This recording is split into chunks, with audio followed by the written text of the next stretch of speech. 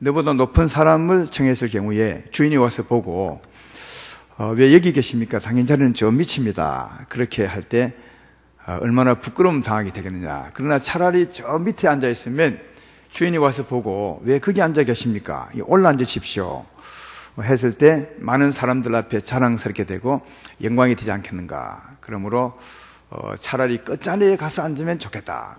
그런 게 지혜롭지 않겠는가. 이렇게 하시는 말씀입니다. 이 예수님 말씀을 보면 예수님 시대 때나 지금부터 2000년 전에 때나 지금이나 사람들이 거의 같은 것 같아요. 어떤 면에 같으냐 하면 서로 높은 자리를 차지하려고 그런 것 같습니다. 요즘도 가끔씩 모임에 가보면 이 모르는 사이에 서로 경쟁하는 것을 볼 수 있습니다. 이 교계에는 조금 낫습니다. 우리 목사님들이 모이는 곳이나 장로님이 모이는 곳은 좀 나은데 군대나 이런 데 가보면 굉장합니다. 이 자리 하나 두고 굉장하죠. 그래서 이제 요즘은 자리 경쟁하는 것이 못해서 아예 맹패를 붙입니다. 당신 자리는 여기 이렇게 딱 싸움하지 않으려고요. 맹패를 이렇게 딱 붙여 놓는데 그 맹패 붙이는 것도 상당히 문제가 있습니다. 제가 군대에 있을 때 한 가지 경험을 이야기하면 어느 날 우리 사령관님이 그 당시에 사령관님이요. 사령관님이 예하 부대 이제 부대원들을 이제 초청을 했습니다. 그래서 그때 내가 실무 담당이었어요. 저는 부대장이 아니고 계급이 낮았으니까. 그래서 이제 초청한 분들을 다 검토해서 맹패를 다 붙였죠. 근데 맹패를 뽑힐 때 좀 문제가 있는 것은 우리 이제 해군 산학교 출신들이 주로 이제 장교들이니까 기수가 높은 사람의 계급도 높으면 참 좋은데 어떤 때문에는 기수는 높지만 해군 산학교 기수는 높지만 이 직책은 낮을 수가 있어요. 이게 참 애매하다고요. 이게 직책별로 해야 될지 기수별로 해야 될지 이게 맹패 붙인 사람이 참 애매하거든요. 근데 보통은 이제 사령관이 오니까 직책별로 합니다. 기수 안 따지고요. 그래서 이제 보통 예대로 직책대로 이제 맹패를 딱 붙여놨죠. 그래서 이제 초대할 시간이 되면 사람들이 와서 보고는 한 사람이 시비를 거는 겁니다. 왜 내가 기수가 이 사람보다 높은데 왜 후배 뒤에다가 나를 넣었느냐. 우리 보고 막 꾸지람을 하는 겁니다. 자기는 직책은 좀 낮지만 기수는 높은데 이렇게 했다고. 그래서 이제 어쩔 수 없어 양해를 구하고 이제 맹패를 바꿔줬죠. 그렇게 이제 앉으라고. 이제 드디어 시간 돼서 사령관님이 오셨습니다. 그때 사령관요. 오셔서 또 불러보고는 알거든요. 이 직책별로 안 앉는 거예요. 근데 직책별로 앉아야 되는데. 그러니까 이제 그 사령관님이 그 사람을 꾸지람할 수는 없고, 우리 보고 맹패 잘못 나왔다고, 왜 맹패를 저렇게 놨냐고. 이 자리는 직책별로 아닌 자리인데. 우리는 이제 다 알고, 또 초청받은 사람 다 알죠. 어떤 일이 있었는지. 그러면서 하시는 말씀이 맹패를 받고 앉으라고 이렇게 했어요.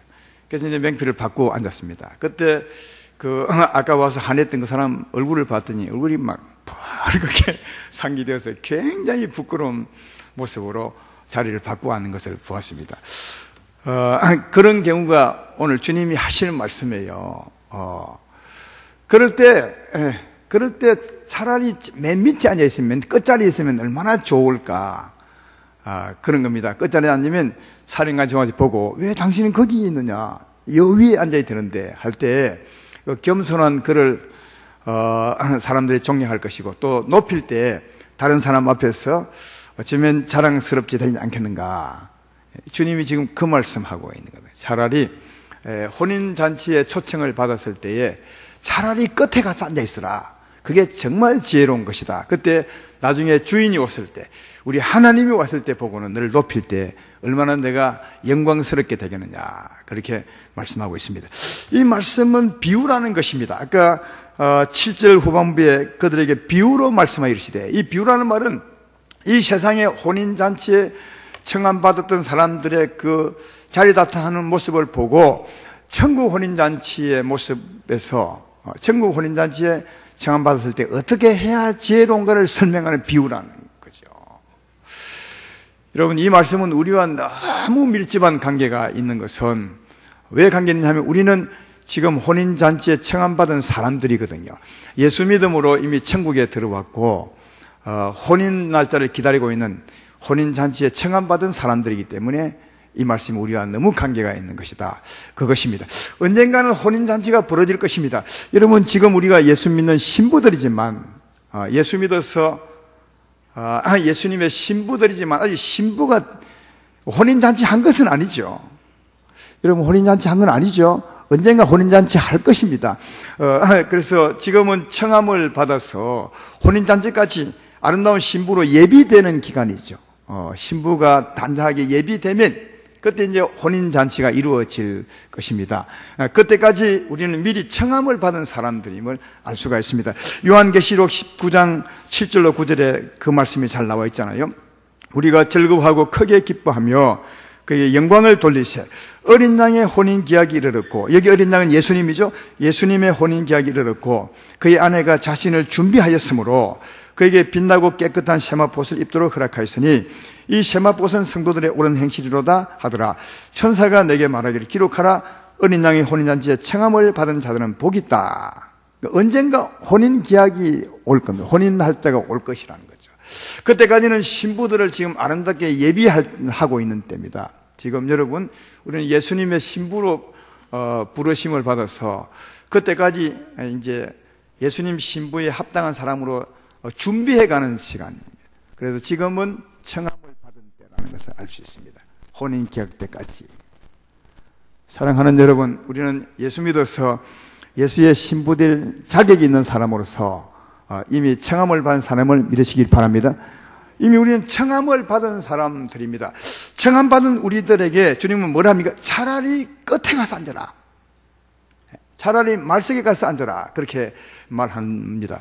그러면 지금은 이미 청함은 받았지만 우리 자리를 앉을 자리는 없잖아요. 말석. 이 말석에 앉아라는 말이 무슨 말이죠? 주님 오실 때까지 어떻게 살라는 말입니까? 끝에 가서 살라는 말이죠. 다시 말하면 자기를 낮추어 살라는 말입니다. 제 말 이해되면 아멘 합시다. 예, 지금 우리에게 자리가 마련된 것은 아니잖아요. 다만 끝자리에 앉아야 지혜로운 것처럼 이미 청함을 받아서 혼인계약 때까지 할 때까지, 그때까지 너는 끝자리에 앉으라. 이 말은 그때까지 자기를 낮추어 살라. 종처럼 살라. 다르게 말하면 다른 사람을 섬기며 살라. 그게 끝자리에 앉는 것임을 알 수가 있습니다. 그렇게 되면 언젠가 혼인 날 때 하나님이 오실 겁니다. 예수님 오셔서 말하기를 끝자리에 앉은 우리들을 높이게 될 것이라. 그때 영광스럽게 될 것을 말씀해 주고 있습니다. 그러므로 이미 청함을 받은 아름다운 교회 성도 여러분들이여, 주님 오실 때까지 끝자리에 앉으시기를, 다시 말해 여러분을 낮추어 사시기를 주의 이름으로 축원합니다. 이 낮추어 사는 것을 알 수 있는 것은 11절 그 말씀을 하는 것입니다. 그랬어요. 자기를 높이는 자는 낮아지고 자기를 낮추는 자는 높아지리라. 자기를 낮추어 사는 것, 주님 오실 때까지 이게 청함받은 우리들이 끝자리에 가서 앉은 것임을 알 수가 있습니다. 마태복음 20장에 보면 어느 날 예수님이 제자들과 함께 예루살렘으로 길 가고 있었을 때 세베대 아들들의 어머니가 옵니다. 세베대 아들들이 누군가 압니까? 요한과 야고보입니다. 야고보와 요한이 형제거든요. 그 아버지가 세베대입니다. 그래서 세베대 아들들이라고 기록하는데 세베대 아들들의 어머니가 왔다고 합니다. 그러니까 요한과 야고보의 어머니가 와서 예수님에게 부탁하죠. 어떻게 부탁하냐면, 예수님, 당신의 나라에서 내 한 아들은 오른편에 앉아주시고 내 또 하나 아들은 왼편에 앉아주십시오. 참 어머님은 욕심이 참 많아요.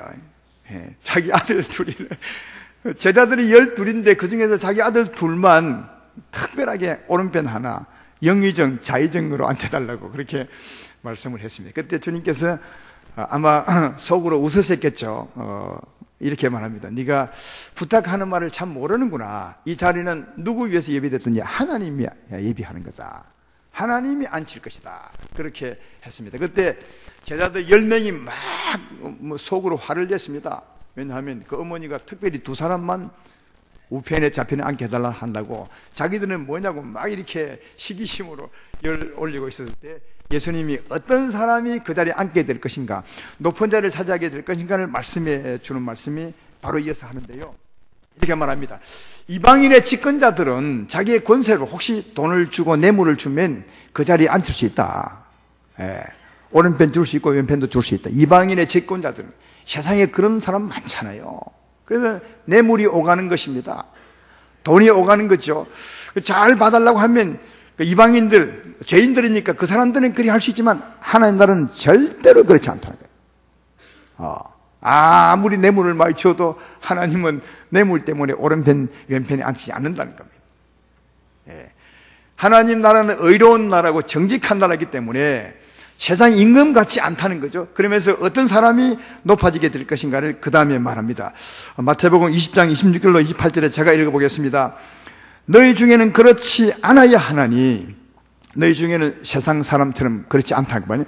너희 중에 누구든지 크고자 하는 자는 너희를 섬기는 자가 되고, 너희 중에 누구든지 어떠함이 되고자 하는 자는 너희 종이 되어야 하리라. 인자가 온 것은 섬김을 받으려 함이 아니라 도리어 섬기려 하고 자기 목숨을 많은 사람의 대속물로 주려 함이니라. 그렇게 말합니다. 너희 중에 높아지고자 한다면 섬기는 자가 되어야 하고, 너희 중에 어떠함이 되고자 한다면 종이 되어야 된다는 거죠. 그러니까 아까 말씀한 것처럼 끝자리에 앉아야 된다는 거죠. 자기를 낮추고 남을 높이고 살아갈 때, 그때 자기를 낮추는 자를 하나님이 높이게 될 것이라. 그렇게 말씀하고 있습니다. 그러면서 주님도 그런 삶을 위해서 이 땅에 왔다 하잖아요. 인자가 온 것은 섬김을 받으려 함이 아니라 도리어 섬기려 하고. 예수님조차도 섬김을 받으려 온 것이 아니라 섬기려 왔다는 거예요. 우리는 이런 말씀에 정말 크게 들으셔야 합니다. 저는 예수 믿는 사람들 자리에 가서도 섬김 받으려 하는 것을 보면서 참 마음이 아플 때가 너무 많습니다. 예수님은 한 번도 내가 섬김 받으려 왔다고 말한 적이 없어요. 그리고 그는 하나님이시면서도 마땅히 인생들이 그를 섬겨야 되는데도 그는 말하기를 나는 섬김 받으려 왔다고 하지 않고 우리를 낮고 천한 우리를 섬기려 왔다고 말씀하는데, 그 섬기려 온 예수의 사랑을 받았던 우리들이 사람들 모일 때 늘 섬김 받으려 하고 높임 받으려 하고 자기를 낮추면 자기 자리를 조금 낮게 만들어주면 화를 내고 이런 걸 보면 이해가 진짜 안 가는데, 우리가 사람인지라 그럴 수 있습니다. 그러나 우리들은 정신 똑바로 차리셔야 합니다. 아름다운 교회 성도 여러분, 예수님을 믿는 여러분들은 절대로 그러지 말고, 예수님도 섬기러 왔다는데 어떻게 섬김 받으려고 그렇게 하는지 이해가 되지 않잖아요. 예수님도 제자들에게 말하잖아요. 인자가 온 것은 섬김 받으려 온 것이 아니라 섬기려 하고. 그런데 섬기는 것이 어떤 것이냐, 그 뒤에 말하죠.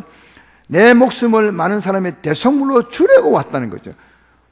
자기 목숨을 대속물로 주면 어떤 일이 벌어지겠습니까? 수많은 사람들의 죄를 용서하고, 수많은 사람들에게 자유를 주고, 수많은 사람들을 살리고, 수많은 사람들을 높이고, 수많은 사람들을 세우는 거죠.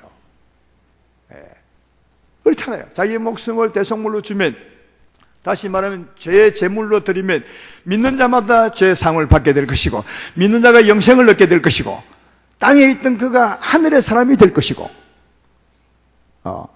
추하고 더러운 자가 영광스러운 자가 될 것이고, 그렇죠? 그러니까 예수님은 정말 죽기까지 낮아짐으로 사람들을 높이러 왔다는 거죠. 저 땅에서 천하고 비천하게 사는 우리 인생들을 건지고 세우고 높이려 왔다. 나를 낮추어서 사람들을 높이려 왔다. 땅에 있는 죄인들을 하늘까지 높이려 왔다. 그렇게 말씀합니다. 여기서 보면 섬기는 것이 어떤 것인지를 알 수 있고, 또 낮게 사는 것이 어떤 것임을 알 수가 있는 거죠. 자기를 낮추어서 남을 높이는 이 삶이 섬기는 삶이라고 말합니다. 우리에게 주님이 이 말씀하는 것입니다. 이 땅에 사는 동안 네가 청함을 받아서 언젠가 주님 오셔서 혼인할 그때까지는 끝자리에 앉아라. 예수님처럼 섬기는 자가 되라. 종처럼 살아라. 남의 사람을 높이고 잘되게 하라. 네가 희생해서 그 사람을 잘되게 한다면 그가 곧 너를 낮추는 것이고 그를 높이는 것이다. 그때 주님이 와서 돌아보게 될 텐데 끝자리에 앉아 살았던 너를 지극히 높게 자리로 옮기게 될 것이다. 그때 수많은 사람들이 내게 대해서 정말 자랑스럽게 생각하고 네가 영광을 얻지 않겠느냐, 그렇게 말씀하고 있습니다. 이미 우리는 청함을 받은 자입니다. 주님이 올 때까지 청함받은 자로 살게 되었으니 오늘 주님 말씀처럼 끝자리에 앉으시기를 주의 이름으로 축원합니다. 그때 그날에 높임 받는 자가 정말 복 있는 자라. 끝자리에 앉으셔서 그날 높임 받는 여러분 되기를 주의 이름으로 축원합니다. 그리고 난 뒤에 12절부터 또 자기를 청한 자에게 말하는 겁니다. 지금까지는 청함을 받은 자에게 말씀하지만 이제 청한 자에게 12절부터 한번 읽어보겠습니다. 또 자기를 청한 자들에게 이르시되 내가 전심이나 저녁이나 베풀거든 벗이나 형제나 친척이나 부한 이웃을 청하지 말라. 두렵건대 그 사람들이 너를 도로 청하여 내게 가품이 될까 하노라.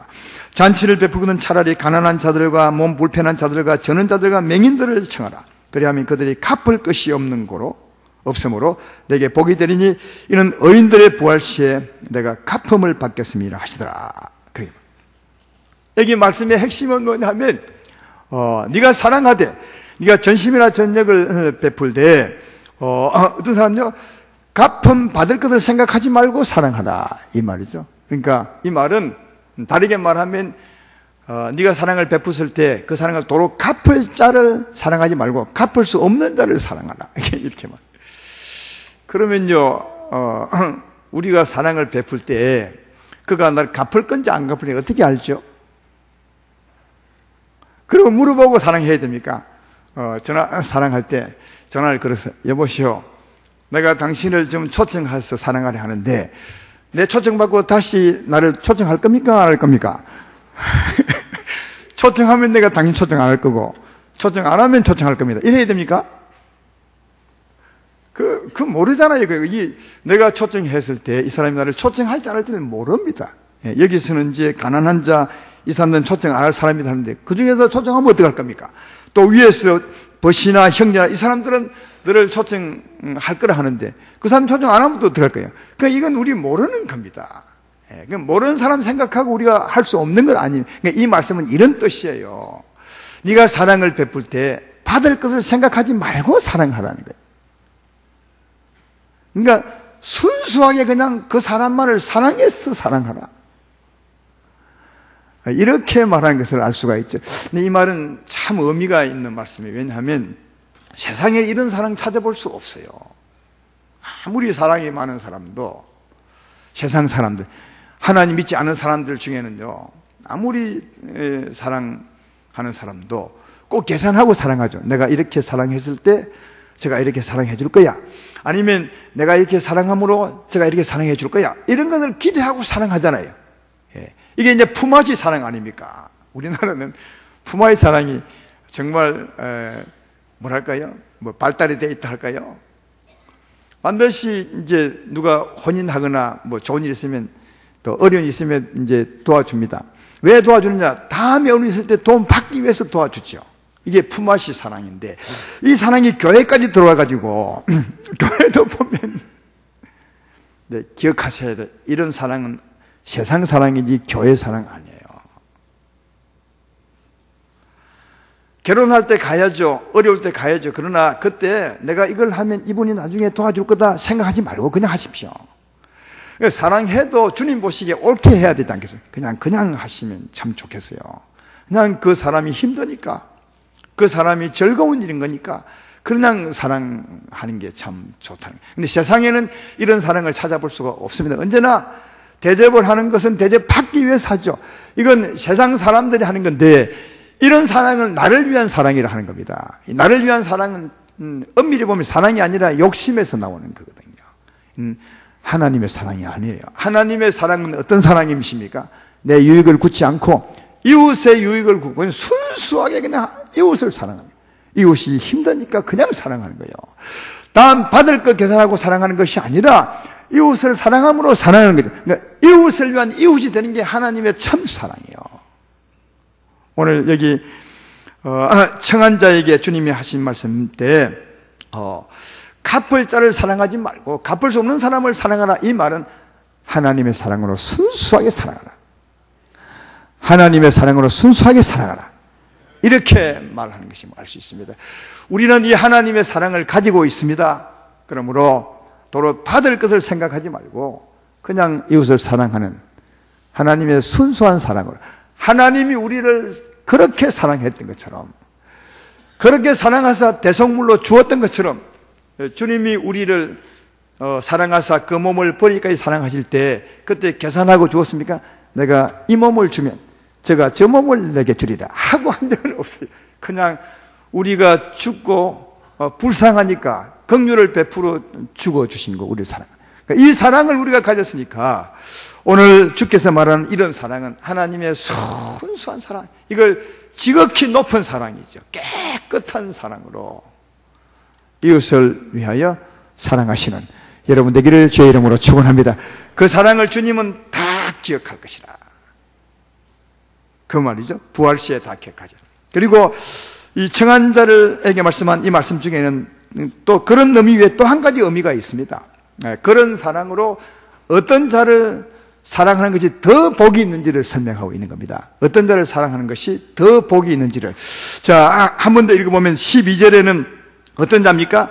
청할 때 벗이나 형제나 친척이나 부한 이웃을 청하지 말라 그렇게 되어 있고요.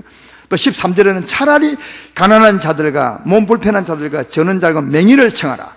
가난한 자를 청하고 몸 불편한 자를 청하고 저는 자를 청하고 맹인을 청하라 그렇게 말하는데, 이 사람들은 알고 보면 육적으로 가난하거나 불편한 사람이 아니에요. 알고 보면요. 왜 그걸 제가 말씀할 수 있는 거 아니에요? 그렇게 말씀하느냐 하면 그 말씀 뒤에 오른편을 한번 보라고요. 21절을 한번 보십시오. 이제 또 다른 비유 중에 들어있는 말씀인데 21절을 보면 종이 돌아와 주인에게 그대로 구하니 이에 집주인이 노하여 그 종이 이르되 빨리 시내의 거리와 골목으로 나가서 가난한 자들과 몸 불편한 자들과 맹인들과 저런 자들을 데려오라. 아까 말씀드린 그 글자 한 자 안 틀리죠? 똑같아요. 이 사람이 이 사람이에요. 네, 조금 전에 21절에 했던 그 비유 속에는 이 사람은 어떤 사람이냐, 어떤 비유냐 하면 이런 겁니다. 하나님께서, 여기 보면 어떤 사람이 큰 잔치를 베풀고 되어 있는데, 이건 하나님이 큰 잔치를 베푼 겁니다. 누구로요? 예수로 말미암아 천국 잔치를 베푼 거죠. 오늘 본문 뒤에 보면 그런 내용입니다. 하나님이 우리 주 예수로 말미암아 세상에서 가장 큰 천국 잔치를 베풀고 미리 청했던 사람을 불렀는데 아무도 안 오는 거예요. 이건 이제 유대인들이죠. 유대인들은 오랜 전부터 이미 청해 놓은 겁니다. 언젠가 내 아들도 천국 잔치를 베풀 텐데 그때 부르면 오시오 하고 청해 놓았는데 그 사람들은 아무도 안 오는 거죠. 나는 밭갈로 가야 합니다. 혼인제식에 가야 합니다. 뭐 다 안 오는 겁니다. 그래서 이제 잔치는 베풀어 놓았는데 잔치 자리가 텅텅 비었어요. 그래서 주인이 급히 종들을 명하사 빨리 나가서 데려오라는 사람이 어떤 사람이냐? 거리로 나가서 가난한 자와 몸 불편한 자, 맹인과 저는 자들을 데려오라. 그렇게 말한 겁니다. 그러니까 천국 잔치를 베풀고 데려오라 했으니까 이 사람들은 아직까지는 천국 잔치를 받지 못한 사람, 영생을 얻지 못한 사람이죠. 제 말 이해되면 아멘 합시다. 죄인들이라는 거죠. 이 사람들은 죄인들을 말하는, 그러니까 죄인의 모습이 사실 이렇잖아요. 가난한 자, 심령이 가난한 자, 죄인들이죠. 죄인들은 아직까지 하나님의 생명을 받지 못했으니까 그들은 심령이 정말 가난한 자죠. 심령이 가난하니까 심령이 병든 자죠. 사막과 강야처럼 메마르고 딱딱한 몸이 불편한 자들이고요. 또 하나님의 생명이 없으니까 사랑할 수 없어요. 하나님의 사랑이 있어야 사랑하고 의롭게 살고 희락과 화평함을 살 텐데 하나님의 생명이 전혀 없으니까 바르게 못 사니까, 의롭게 못 사니까 마치 전원자처럼 사는 사람이에요. 그리고 하나님의 생명이 없으므로 하나님을 보지 못하죠. 여러분은 지금 하나님을 볼 수 있죠. 눈으로 못 보지만 믿음으로 볼 수 있죠. 그죠? 우리는 보기도 보고 또 하나님을 보는 사람인데 이 사람들은 보기는 보지만 보지 못하는 사람이에요. 그게 맹인이라 하잖아요. 그러니까 이분들을 죄인으로 보면 다 이해가 되는 거죠. 죄인이기 때문에 가난합니다.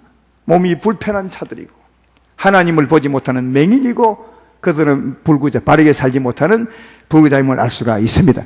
제 말 이되면 아멘 합시다. 그러니까 이런 사람들을 초청하라는 거예요. 그러니까 이 사람들을 초청하라는 말은 안 믿는 사람들을 초청하라는 말이에요. 이 말이 그 말이요. 뭐 할 때요? 거기도 보면 참 이 주의 말씀은 올바르게 전심이나 전역을 베푸거든. 다시 말하면 생명을 주려거든 말이에요. 전역이나 전심을 베풀려거든. 생명의 떡을 주려거든. 생명이 없는 사람을 초청해서 주라. 그러니까 이런 사람을 초청하면 절대로 그 사람들 갚지 않죠. 그렇죠? 왜냐하면 우리는 생명이 있어 주지만 그 사람들은 생명이 없으니까 생명을 못 주잖아요. 이 사람들은 우리의 생명을 받기만 받을 수 있지 하나님의 사랑을 받을 수만 있지 우리에게 줄 수는 없거든요. 그래서 아까 그렇게 말한 겁니다. 이들을 청하라. 그들은 갚을 것이 없으므로 내게 보인. 갚을 것이 없죠. 죄인들이니까. 하나님의 사랑을 주면 하나님의 사랑을 받을 수만 있어도 우리에게 절대로 갚을 수는 없죠. 이 사람들을 말하는 것을 볼 수 있다. 이 사람들을 초청하라. 그러면 그 위에 12절 사람들도 영적인 사람임을 알 수 있습니다. 벗이나 형제나 친척이나 부한 이웃을 청하지 말라. 여기 벗이나 형제나 친척이나 이웃은, 부한 이웃은 13절에 대비되는 말이죠. 이 사람들은 예수를 믿어서 하나님의 생명을 가진 자임을 알 수 있다. 이 생명을 가진 자들을 초청하기보다는 없는 자들을 초청하라. 왜 그렇게 했습니까? 생명은 이미 생명 가지고 있는 거예요. 전심이나 저녁을 베풀거든, 생명 줄이고 잔치를 베풀거든, 이미 가진 사람을 부르기보다는 이런 사람을 불러라. 그럼 가진 사람을 부르면 안 되는 것입니까? 다르게 말하면 예수 믿는 사람을 사랑하면 안 되는 것입니까? 이는 그런 말이 아니잖아요. 예수 믿는 사람을 사랑하지 말라는 말이 아니라 생명을 주려거든 생명 없는 사람을 불러서 주라. 이 말 이해되면 아멘 합시다. 예, 그런 말이죠. 여러분, 우리는 이미 생명을 가졌어요. 다른 사람이 불러서 생명 주려 해도 줄 수 없어요. 왜냐하면 이미 여러분들은 영생하도록 솟는 샘물을 가지고 있어요. 영원히 떨어지지 않는 양식 창고를 갖고 있어요. 예수님을 모시고 있으니까 굉장한 부자예요. 다만 어떤 사람은 그걸 모를 뿐이지 이미 생명을 갖고 있는 겁니다. 우리들은요. 생명 갖고 있는 사람을 구태여 불러서 생명 주는 잔치를 할 필요가 뭐 있냐? 이미 그 사람들은 다 갖고 있는데, 이 말은 사랑하지 말라는 말은 아니에요. 사랑해야죠. 아까 말했던 것처럼 하나님의 사랑으로 사랑해야죠. 근데 생명을 주려거든 생명 가진 자를 초청하기보다는 생명 없는 자를 초청해야 초청한 겁니다. 그러니까 이 말은 위에 같은 사람을 사랑하지 말고 밑에 같은 사람을 사랑하는 말이 아니라 차라리 생명을 주려거든 생명 없는 자를 불러서 주는 게 맞지 않냐. 그게 내게 더 복이 된다고 그렇게 말합니다. 여기 13절을 보면 차라리라는 말을 쓰거든요. 이 차라리라는 말은 그렇게 하기보다는 차라리 이렇게 하는 것이 더 네가 잘하는 것이다. 네게 복이 있는 것이다. 이런 뜻이거든요. 그렇게 하지 말라는 말이 아니라 차라리 이게 더 낫다는 말이거든요. 사람은 다 해야죠. 그러나 생명잔치를 베풀거든 차라리 그보다는 없는 자에게 주는 게 훨씬 낫지 않냐. 좋은 일이 있냐. 그렇게 말합니다.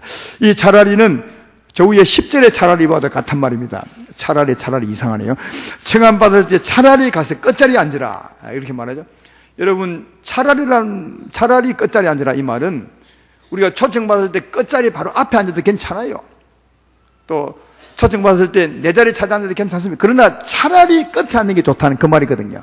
그러니까 앞에 앉아도 괜찮지만 차라리 앉으라. 이 말처럼 여기 말씀도 사랑해도 괜찮지만 또 생명잔치를 베풀어도 괜찮지만 차라리 생명잔치를 베풀어 주려면 생명이 없는 사람을 부르는 게 더 좋지 않냐. 그렇게. 사랑하는 여러분, 이 말씀을 보면 예수님이 이 생명에 대한 소망이 누구에 있는지를 알 수 있어요. 생명을 주려 하는 이 소망은 누구에게요? 안 믿는 사람에게 정말 있어요. 생명을 가지신 여러분들이야, 여러분은 정말 생명을 풍성히 가졌습니다. 버처럼 이웃처럼 부한자처럼 생명을 풍성히 가지고 있죠. 전에 금요일인가에 제가 말씀했지만은 우리는 예수님을, 하나님을 모시고 있으니까 다 똑같이 엄청난 생명의 보고를 가지고 있는 거죠. 영원히 솟아나는 샘물도 가지고 있고요. 계속 먹어도 모자라지는 생명 창고를 이미 가지고 있어요. 근데 사람들이 그걸 모를 뿐이죠. 그래서 우물이 없는 것처럼 꼭 닫아놓고 사는 사람이 많고, 양기 창고를 잠가놓고 사는 사람이 많은 것처럼 몰라서 그렇지 알면 어마어마한 생명 창고가 우리에게 있습니다. 우리는 부유한 자라는 거죠. 부유한 자. 이 우리 부유한 자에게 주님이 말씀합니다. 정말 전심이나 전역을 베풀거든 생명을 주려거든 생명 없는 사람, 예수 믿지 않은 사람들을 불러서 생명을 주는 것이 네가 잘하는 것이 아니냐. 그분들에게 좋고 주의 마음이 생명 없는 그들에게 가 있다는 사실을 정말 잘 아셔야 합니다. 생명을 가진 여러분들이여, 생명 없는 사람을 초청하여 생명 주시기를 주의 이름으로 축원합니다. 생명을 주면 그들도 부유한 자가 되고, 또 생명을 얻으면 그들도 눈을 뜨게 되어서 하나님을 볼 수 있게 되고, 생명을 받으면 절었던 자들이 바르게 살게도 되고, 생명을 주면, 그들이 생명을 얻으면 몸이 건강한 자가 되고 영혼이 산 자가 될 줄로 믿습니다. 그러므로 생명을 꼭 베풀어서 그들로 하여금 우리처럼 생명을 갖게 하시는 여러분 되기를 주의 이름으로 축원합니다. 오늘 주님이 말씀한 걸 보면 청함을 받은 사람에게 말씀하더니 다시 청한 자에게, 이 순서로 하죠. 이 순서로 함도 의미가 있습니다. 네. 어떤 의미가 있습니까? 청함 받은 사람이 누구라고 했죠? 청함 받은 사람은 우리들입니다. 예수 믿는 우리들입니다. 우리가 이미 청함을 받은 사람입니다. 우리에게 주님 말하기를 차라리 끝자리에 앉아난 것처럼 우리에게 섬기는 삶을 살아라. 그럼 섬기는 삶이 어떤 삶이죠? 이 섬기는 삶에 대해서는 이 청한 자에게 하신 말씀을 보면 알 수 있다는 거죠. 청한 자에게. 그래서 이 순서로 주님 말씀한 거예요. 청한 자에게 뭐라 했습니까? 네가 사랑하되 정말 하나님의 순수한 사랑으로 사랑하라. 네가 받은 사랑이다. 그리고 그 사랑으로 생명을 주되 믿지 않은 사람에게 특별히 그 생명을 주라. 여러분, 이게 여러분 낮게 사는 겁니다. 섬김에 사는 겁니다. 아까 주님의 섬기는 삶을 말씀했잖아요. 나는 섬기려 왔고 섬김을 받으려 온 것이 아니라 섬기려 왔고, 그 섬기는 삶을 말하기를 대속물로 주려 왔다고. 내 몸을 이 세상에 사람들 위해 줌으로 그들을 죄에서 건져내고 그들을 살리고 그들을 세우고 하늘까지 높이기 위해서 내가 왔노라, 그렇게 말하죠. 우리는 그 예수님을 전해서 사람들 하여금 죄사함 받게 하고 구원 받게 하고 영생 얻게 하고 치유 받게 하고 하늘까지 높임 받게 하는 일을 우리가 하는 거죠. 제 말 이해되십니까? 예수님이 대속물로 주는 것이 섬기는 삶이라면 우리는 그 예수를 믿게 한 것이 섬김의 삶이죠. 그것을 주님이 청하는 사람에게 말씀하면서 우리가 그렇게 살아야 된다는 것을 말씀해 주고 있는 것입니다. 그러므로 아름다운 교회 성도 여러분들이여, 오늘 제목처럼 청함을 받은 자들이여, 예수님께서 청한 자에게 말씀하신 것이 하라 했던 것처럼 청한 자가 어떻게 하라고요? 하나님의 사랑으로 순수하게 사랑하시되 예수 믿지 않은 사람들에게 특별히 생명을 주는, 그래서 그들을 살리고 세우고 높이는 그런 우리의 삶을 사셔서 주님 오실 때까지 산들에 된다면 낮게 살았던 우리, 끝자리에 살았던 우리들을 주님이 그날에 높이시게 될 것입니다. 그때 우리가 하나님 앞에 참 자랑스럽게 될 것이고 수많은 사람 앞에 영광을 받게 될 것이라, 그렇게 될 것입니다. 우리가 사는 이유가 무엇입니까? 아름다운 교회 성도 여러분, 여러분이 이 주일날로서 예배를 드리고 또 세상에 나가서 삶을 사는 이유가 무엇인 것입니까? 이 땅에서 잘 살려고요. 물론 그것도 맞을지 모르겠지만 더 중요한 것은 그날에 하나님께 높임 받는 일이라고 생각됩니다. 영원한 나라에 잘 사는 것이라고 생각됩니다. 그 삶은 이 땅에서 청함 받았을 때 끝자리에 사는 겁니다. 섬김에 사는 것입니다. 이웃을 높임에 사는 것입니다. 그건 하나님의 사랑으로 사랑하고 특별히 믿지 않은 사람들에게 관심을 가지고 사랑하는 것임을 말씀해 주고 있으니, 그렇게 살아감으로, 끝자리에 앉아서 살아감으로 언젠가 주께 높임을 받는 복 있는 여러분 되기를 주의 이름으로 축원합니다.